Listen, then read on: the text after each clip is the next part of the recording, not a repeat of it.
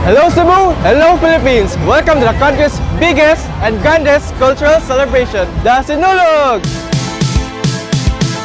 Today we are here to officially launch the Responsive Bottle campaign.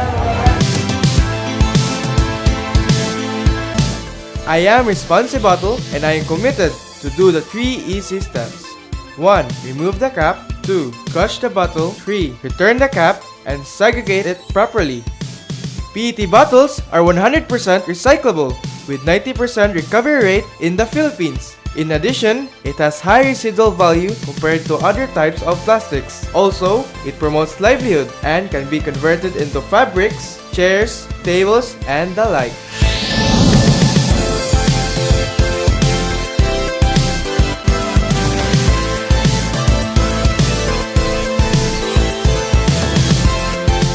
We are very glad that Spitzer Spring is helping Cebu City government in our campaign on the plastic bottles.